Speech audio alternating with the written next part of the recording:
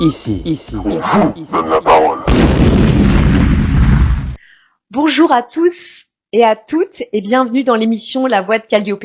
Aujourd'hui, je vais vous parler de femmes, de transmission, de libération et de renaissance, tout un programme. Je suis issue d'une famille où les femmes donnent beaucoup et je sais que je ne suis pas du tout la seule à vivre dans une famille où les femmes donnent beaucoup trop de leur temps, beaucoup trop de leur énergie à leurs compagnons, à leurs enfants, à leur famille, à leurs amis, à leurs collègues. Et c'est très bien de donner, mais quand on donne trop au point de se sacrifier, on finit par s'oublier. Et parfois, il faut mettre un stop. C'est ce que j'ai compris en avançant dans ma propre vie, car pour moi, il était important que cet héritage-là, je ne transmette pas à mes enfants. Alors aujourd'hui, j'essaie de mettre en lumière des femmes qui, avant moi, qui m'ont précédée, qui ont ouvert la voie pour mettre en avant ces inégalités, pour refuser le silence et crier « Nous méritons mieux que ce que nous avons appris à accepter ». D'habitude, les journalistes préfèrent attendre, et je sais de quoi je parle, préfèrent attendre donc le 8 mars pour parler des droits des femmes. Alors pourquoi on préfère attendre ce mois-là? Parce que le 8 mars est consacré à la Journée internationale des droits des femmes. Donc un petit peu avant, le jour même et après, les journalistes, ils vont à grand renfort de dossiers, de spectacles, d'expositions, d'interviews, de figures, de grandes figures féminines contemporaines, mais aussi de mise en avant de figures historiques à travers des documentaires pour parler de la Journée internationale des femmes et de leurs droits. Ce qui est très bien. En soi, ce n'est pas un problème. Sauf que 24 heures pour parler des femmes, ce n'est évidemment pas assez, c'est bien peu. Et j'ai compté 8736 heures où elles sont, alors je peux pas dire qu'elles sont complètement mises dans l'ombre, mais sur lesquelles elles sont moins mises en avant, sur le devant de la scène. Et c'est ça aujourd'hui qui pose un petit peu problème. Et ce qu'on ignore, c'est qu'il y a d'autres événements qui sont tout aussi importants tout au long de l'année, notamment en cette fin d'année. Donc, je ne sais pas si vous connaissez cette campagne qui s'intitule Les 16 jours d'activisme contre la violence basée sur le genre. Cette campagne, elle a débuté le 25 novembre dernier. C'était ce jour-là la Journée internationale pour l'élimination de la violence à l'égard des femmes. Et cette campagne se termine le 10 décembre, jour consacré aux droits de l'homme. Cette campagne, c'est un appel qui a pour but de soutenir les familles, les femmes, les victimes, et de passer à l'action avec l'instauration de lois bien plus protectrices à leur égard. Elle donne également l'occasion à des femmes de reprendre conscience de leurs droits à la sécurité, leurs droits à la protection, et surtout prendre conscience de leurs valeurs, de leur dignité, de leur force, de leurs ressources. Aujourd'hui, encore, malheureusement, beaucoup trop de femmes subissent des violences, des injustices et doivent vraiment mener des batailles à force de courage, d'argumentaire, de mobilisation pour faire reconnaître tous leurs droits en fait qui leur sont chers, dont les premiers, les principaux, c'est le droit en fait à la sécurité, à la protection, tout simplement. Alors c'est vrai, ces dernières années, ces derniers mois, ces dernières semaines, les voix des femmes se font de plus en plus entendre. Mais c'est un petit peu une illusion, parce qu'on a l'impression qu'en fait c'est un petit peu nouveau, et c'est ce que décrit un petit peu dans son roman que j'ai apporté aujourd'hui. Alors c'est un roman historique, parce qu'en fait c'est basé sur une grande documentation établie auprès d'historiennes, où Titu Lecoq en fait a écrit, alors son titre, je sais pas si vous le voyez, Pourquoi l'histoire a effacé les femmes. Donc, dans ce livre, la journaliste et écrivaine met en lumière, avec beaucoup de pédagogie et d'humour, ces grandes oubliées qui, de tout temps, pourtant, ont, je cite, régné, écrit, milité, créé, combattu et crié parfois. Et vous allez voir qu'en fait, elle a beaucoup d'humour dans ce livre et qu'il est vrai que ça commence très très mal avec cette histoire, je cite, d'hommes préhistoriques et de Néandertal. 3 millions d'années rien que pour eux, résumées en une image. Un homme grand et fort. Il vient sans doute d'allumer le feu qui brûle à ses pieds. Mais il regarde déjà ailleurs, affronter son destin, à se mesurer au monde, à se battre à main nue avec l'existence. Pour l'instant, il n'est encore qu'un petit moucheron dans un monde hostile. Bientôt, il sera le maître de l'univers. Derrière lui, une femme chevelue est recroquevillée à terre, penchée vers le sol. Elle a l'air de coudre un truc ou de ne penser à rien. On dirait un ectoplasme avec des cheveux. Clairement, il ne faudra pas compter sur elle pour nous mener jusqu'au royaume de la 5G.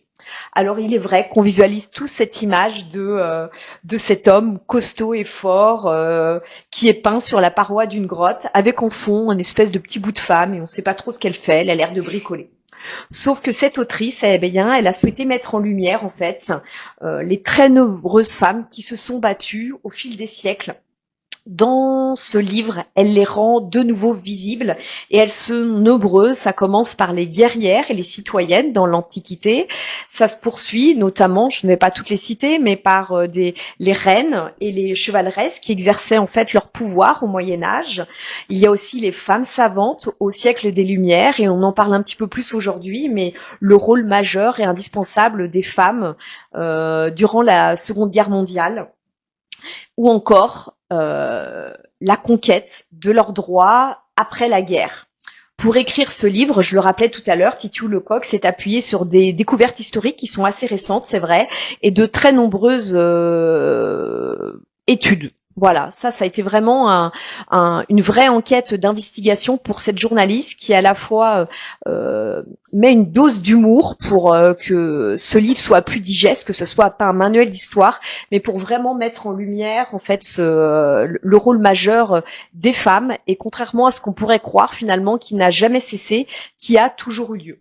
Alors c'est vrai qu'il y a 1001 manières d'honorer les femmes et Emilia Hart, pour la petite histoire, a également réussi ce pari avec son roman La maison au sortilège. C'est un roman captivant sur la puissance des femmes.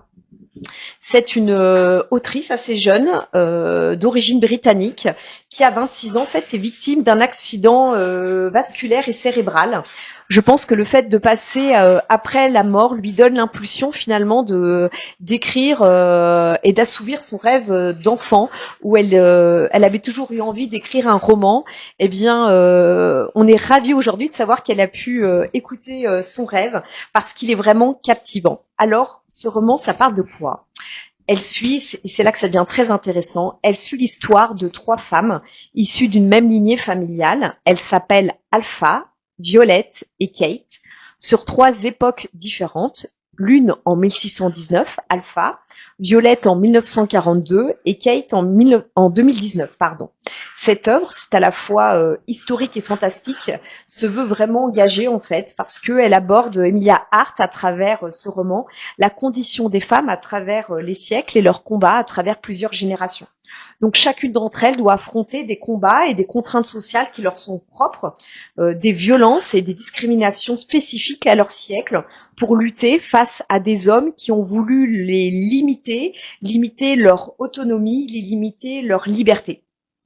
Évidemment, ce récit honore leur capacité de résistance et de survie face à la persécution. Donc, pour l'une, c'est le cas d'Alpha en 1619, face à la chasse aux sorcières. Donc, elle a dû combattre la chasse aux sorcières, en fait, tous les combats qui sont menés, les perquisitions et les persécutions. Pour Violette, en 1942, elle doit combattre les violences patriarcales et les violences aussi de guerre. Et enfin, pour Kate, en 2019, elle, c'est un autre combat dont on parle plus aujourd'hui. Elle doit mener sa propre bataille face à l'emprise psychologique de son compagnon. Moi, ce qui m'a vraiment le plus touchée, en fait, dans ce roman, c'est la manière dont l'écrivaine avait ce petit don pour honorer les femmes, mettre en avant en fait leur force créative, leur puissance, leur intuition, leur rapport à la nature et ce savoir ancestral en fait qui était transmis et même sublimé de génération en génération. Donc en fait, ces deux livres, Les Grandes Oubliées, qui existe aussi en BD depuis le mois de septembre, donc avis aux amateurs qui préfèrent en fait lire les BD plutôt qu'un roman, ou alors La Maison au sortilège d'Emilia Hart. Pour moi, ces deux livres résument chacune à leur manière et de manière complètement différente. C'est pour ça qu'il y en a pour tous les goûts. Résument en fait ces combats qui résonnent avec ma propre histoire. Et la vôtre, j'en suis sûre. C'est pourquoi, en fait, j'ai souhaité aujourd'hui mettre en lumière le droit des femmes et j'ai souhaité inviter dans mon émission La Voix de Calliope, Inès, qui est ma fille, qui a 16 ans. Bonjour Inès. Bonjour maman. Merci Inès d'avoir accepté en fait mon invitation et de venir témoigner sur le plateau d'Artop TV. Merci pour ton courage parce que moi je trouve qu'il en faut pour à 16 ans, je sais pas si j'aurais pu moi à cet âge-là oser parler de ce thème devant la caméra. Alors Inès, ma première question c'est pourquoi tu as accepté d'être mon invitée aujourd'hui sans que j'ai vraiment besoin de te convaincre à grand renfort d'arguments ou que tu aies à subir ma forte pression parentale. Bah, tout d'abord, c'était pour pouvoir sortir samedi. Ah, très bien drôle. sûr. D'accord, t'es une petite maline. Non, mais plus sérieusement, c'est un sujet qui m'a toujours profondément touchée et j'essaye de transmettre des messages à travers mes discussions entre amis ou des discours à l'école, devant mes camarades et mes professeurs. Alors d'accord. Alors ça, c'était ta première, ta première motivation pour venir. Mais est-ce que toi-même, en fait, tu connais autour de toi des personnes en fait qui ont été victimes en fait de d'injustice? Oui, malheureusement, j'ai un entourage qui a été victime d'agressions sexuelles. D'accord. Donc c'est pour ça qu'aujourd'hui, il te tenait à cœur de défendre en fait les droits des femmes. Et malgré tout, comment tu as réussi en fait à avoir ce courage en fait de t'exprimer, parce que s'exprimer dans la cour de l'école face à des copines, voire dans la classe, c'est déjà pas mal, mais face à la caméra en fait, comment tu as réussi aujourd'hui à dépasser en fait cette peur? Je dirais que c'est en partie grâce à mon éducation parce que toi et papa, vous m'avez toujours soutenue dans mes choix. Vous m'avez élevée avec la liberté de pouvoir m'exprimer et je me suis toujours sentie soutenue et protégée. Et donc c'est grâce à ce sentiment que je peux aujourd'hui prendre la parole sur ce sujet, même face à des personnes qui peuvent s'opposer. D'accord. Alors, ce que je voulais savoir aujourd'hui, Inès, c'était quelle était la figure féminine qui t'inspire, toi? Aujourd'hui, j'aimerais vous parler de Gisèle Halimi. Donc, Mhm. c'est une femme franco-tunisienne Mhm. qui m'inspire par son éloquence et m'a donné envie de poursuivre mes études vers le droit après le bac. D'accord. Donc, cette figure-là, en fait, cette avocate, c'est elle qui t'a un petit peu stimulé, qui t'a donné l'opportunité. On parle beaucoup de Parcoursup aujourd'hui, de se dire tiens, je vais me tourner dans l'univers vers le droit, en fait. Oui, elle m'a complètement convaincue. Ok. Donc ça a été donc une grande avocate, mais pas seulement, en fait. Hein. Ça a été aussi une militante féministe et une femme politique, donc qui a consacré sa vie à défendre le droit des femmes. Ok, alors donc moi je sais hein, pour avoir lu son histoire qu'elle a mené de grands combats, lequel t'a le plus marqué? Donc c'est le procès de Bobigny en 1972, pardon. Donc c'est pendant ce procès, elle a défendu une jeune fille mineure qui a été violée et a souhaité avorter, ce qui était encore interdit à l'époque. Oui, c'est bien de le rappeler qu'à cette époque c'était interdit. Donc peux-tu nous parler davantage de ce procès pour ceux qui ne connaissent pas les tenants et les aboutissants? Donc 5 femmes ont été jugées. Et donc cette jeune fille, Marie-Claire Chevalier, a avorté après avoir été violée à l'âge de 16 ans par un jeune homme de 18 ans qui était dans le même lycée. Et quand elle apprend qu'elle est enceinte, elle demande tout de suite à sa mère de l'aider, qui elle-même va demander à 3 autres femmes de l'aider. Et donc toutes les 5, elles ont été jugées pour complicité ou pratique de l'avortement. Donc ce procès, en fait, il a été l'occasion pour Gisèle Halimi, en fait, d'entamer un combat politique. Il fut déterminant et en quoi il fut déterminant, en fait, ce combat-là et ce procès-là? Gisèle Halimi, elle a assuré la défense de ces femmes, Mhm. et donc grâce à son combat, la jeune fille, elle a été déclarée non coupable. D'accord, ok. Et grâce en fait à ce combat politique, qu'est-ce qui s'est passé derrière en fait Est-ce qu'elle a mené d'autres combats politiques? Oui, donc après, le droit à l'avortement a été reconnu en France avec l'adoption de la loi Veil en 1975. D'accord. Donc en fait, si je suis bien, parce que c'est vrai qu'aujourd'hui on parle beaucoup de la loi Veil, c'est ce procès-là qui va être déterminant en fait pour après mener toute la bataille politique qu'on connaît pour faire passer cette loi à l'Assemblée nationale. C'est bien ça? Oui.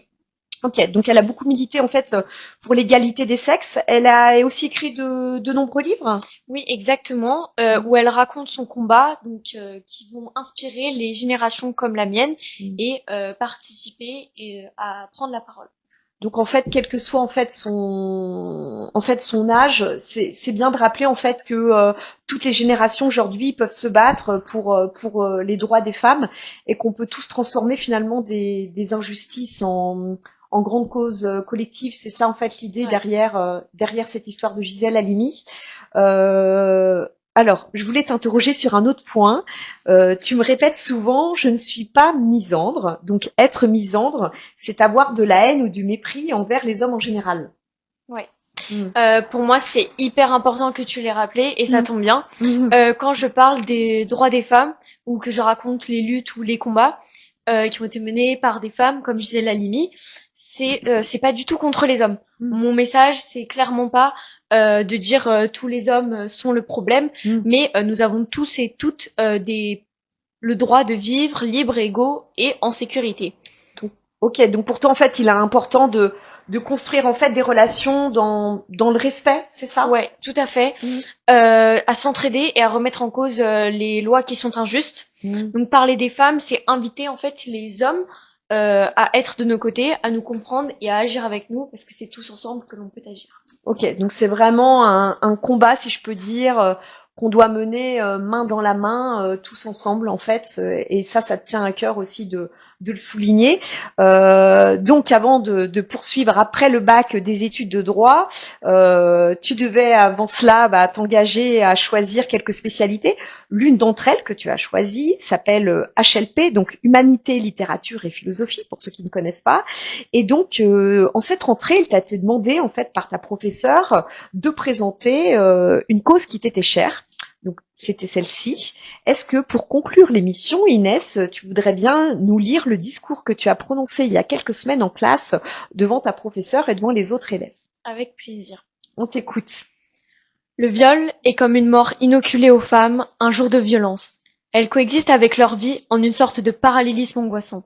Par ces mots crus, Gisèle Halimi prend la parole sur les agressions sexuelles pour toutes les femmes qui n'ont su dire une parole devant ces voleurs d'innocence et se sont noyées dans une souffrance silencieuse. Aujourd'hui, je parle à celles qui ont eu peur, à celles qui se relèvent, mais aussi à ceux qui m'écoutent, qui soutiennent et qui choisissent d'affronter la réalité. Femmes, hommes, jeunes filles et jeunes garçons, cette parole nous concerne tous. Chacun et chacune d'entre nous porte sûrement une pensée envers une jeune femme de son entourage à l'instant où je prononce ces mots. Une femme sur 3 âgée de 15 ans ou plus a subi cette profanation du corps. En France, plus de la moitié des femmes ont déclaré avoir subi du harcèlement ou une agression sexuelle au moins une fois dans leur vie.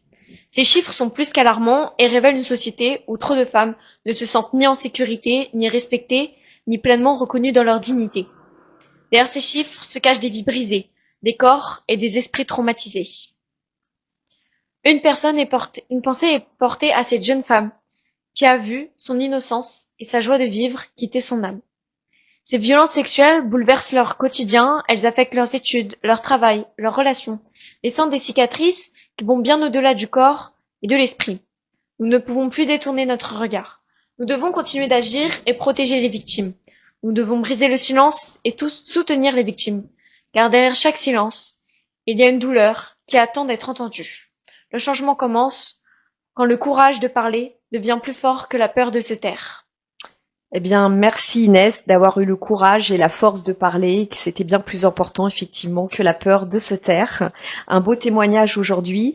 Je rends aussi hommage à toutes ces femmes qui expriment chacune à leur manière leur force, leur courage et leur résilience. La semaine dernière, dans mon émission La Voix de Calliope, j'invitais notamment Wassila et Violaine qui témoignaient à leur manière de ce beau parcours de résilience, qui ont lutté face au cancer. Donc chacune à leur manière, en fait, peuvent révéler leurs ressources et leurs forces.